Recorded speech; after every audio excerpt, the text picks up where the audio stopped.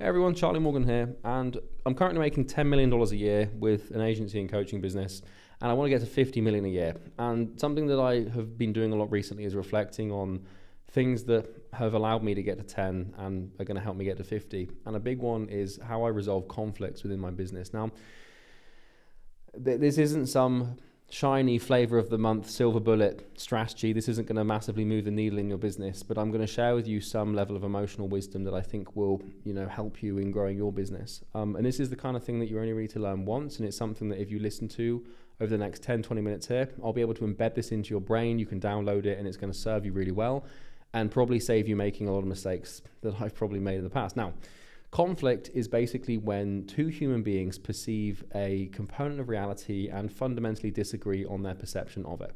So if I'm looking at, this pen and I say, this pen is black, and you say, no, this pen is blue, then we have conflict, right? It's disagreement of perception. When you have your business, you're going to be working with customers. You're going to be working with all sorts of groups of people, customers, vendors, suppliers, investors, subscribers, competitors, like your team. You're going to be working with lots of people. And the thing about people and the thing about you is you're not always going to see eye to eye. You're not always going to have the same opinion and perspective of different things. When a conflict arises, you need to learn to handle that well, because there's two ways you can handle conflict. Three ways you can handle conflict. The first is to dominate. And that basically means if you're in a position of power or in a position of leverage, then you basically dominate the perspective and force the other person to concede. And they don't actually change their perspective, they just end up resenting you. Now, this is a very common way that a lot of entrepreneurs deal with problems because they are the boss and they know best. And that's a big, bad way to deal with conflict. It shouldn't, if a disagreement arises and a decision needs to be made, it shouldn't just be whoever shouts the loudest that wins, because shouting is not a skill that is in any way, shape or form conducive to intelligent thought. And if you and your executive have a disagreement on how something should be done, just because you're louder than them or have the power to fire them doesn't mean that your word in any way, shape or form has more criticality. If that's even a word. It doesn't mean you're more critical than them. The way that you need to handle yourself in business is you need to see your business as a proxy for conflict. So let me give you a geopolitics metaphor to explain this. America and Russia don't really like each other. Now, I'm not saying that there's World War III happening, but the point I'm making is that, America and Russia don't like each other, or at least as, massive political economic powers, they're not the best buddies, let's say it like that. And so America and Russia have conflict because, Russia sees the world through their political lens and their capitalistic lens and, through the lens of the dictatorship of Putin. But America sees, the world through the lens of freedom. And so both these countries have different value systems. And because they're pretty large economic powers in the world, they trade with each other and, they trade with partners that are, different countries and stuff. And they disagree fundamentally. And they like taking shots at each other, but they would never do it on their home turf. Enter Ukraine. By bolstering Ukraine, and by sending munitions and weapons to Ukraine, America is able to harm Russia through proxy. And the same thing is true with Taiwan, right? So China and America, they're not best mates, right? But China wants to take over Taiwan, but America won't let them. And so America is kind of able to fight a war with China, although not really a war, but is able to damage China and its progress and its economic development through a proxy of Taiwan without any danger to their own home country, without any danger to their citizens. So when we talk about the word proxy war, this is when a great national superpower, like America or whatever, will use other countries and their land and their people as a proxy to fight the war, and this is happening right now in the Middle East. Why the hell I'm telling you that? There's actually a reason. Your business is a proxy, okay? So in a conflict of disagreement, whether that's between you and a customer that's asked for a refund, between you and your business partner on what you should do and how you should make a decision, whether that's between you and an investor asking for their money back, whether it's between you and an executive who's really unhappy with how you've handled something, or whatever, there is you and the person you have the conflict with, but then there is your business in the middle, okay? And the way that you need to handle conflict, and this is the key, if you can't do this, you're not going to make it very far in business because you're going to have a low emotional quotient, you're going to get angry and sad and make stupid decisions in the long term. The way you do this is you treat conflict with your with your conflictee, the same way that America treats Russia or China. They pick a proxy, the business, okay? Now, what this means is that if you, like, and this is the thing, is America's obviously trying to win and dominate China and slow down. When you're in conflict with a human being, your objective shouldn't be to win or dominate them or to have them force their way into your perception, because that just usually creates resentment and issues. But the point is don't ever take anything personally. Fight on the land of the business, not in your own home.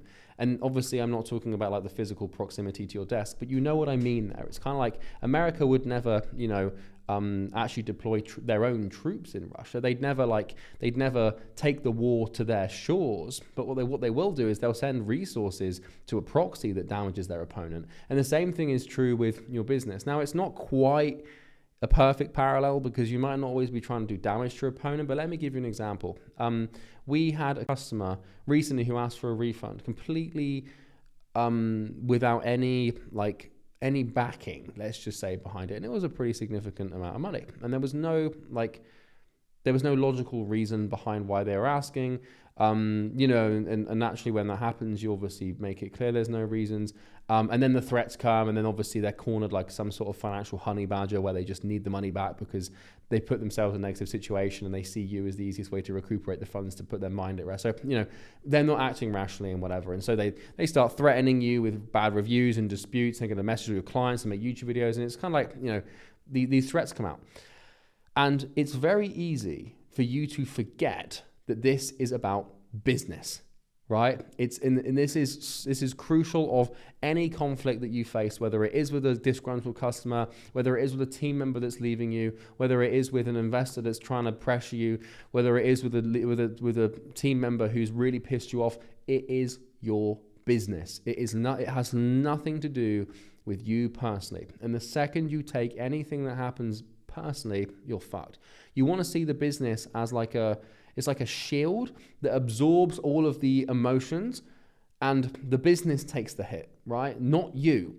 So if a client, if someone, let's say one of my competitors makes a nasty video about me online, it's not about me, it's my business. And even if they're attacking me directly, what they're really doing is they're attacking my commercial power, right? My ability to, exercise dominance over the market. They're not attacking me at midnight when I'm on my own in my home with my own thoughts and my own values. No. This is very much a business attack, right?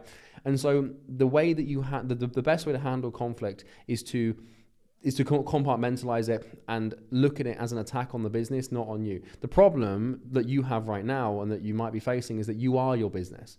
And so when you have like an entity and a team of people, and the business, even though it is an intangible, a collection of just this fucking weird ball of chaos that you've somehow managed to sew together with enough sweat and tears, and you're just holding this thing and just trying to keep it together. That's what a business is. It's not real. It's not your office. It's not your team. It's not your products. It's just this weird random set of variables that you've just fused into this thing that somehow makes you money by some fucking miracle.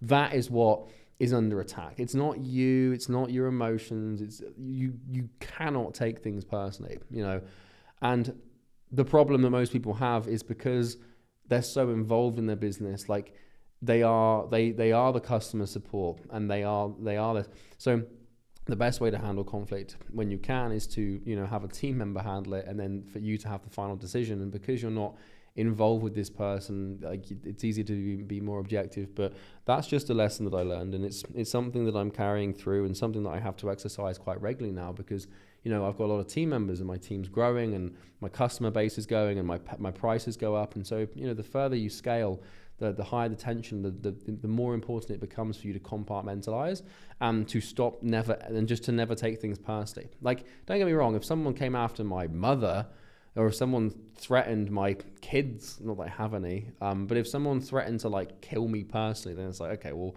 maybe I should let this register on a personal level, and I'll start acting accordingly. But with the business, any sort of conflict you face, anytime anyone does anything that is damaging, it's damaging the business, not you. And I understand why it's a natural response for you to take this personally, but this is business. It's a big fucking difference between something that is personal and something that is business. And if you can learn to make that distinction, you're going to be far more objective in the measurements you use to handle your conflict, and thereby, you know, keeping your reputation strong.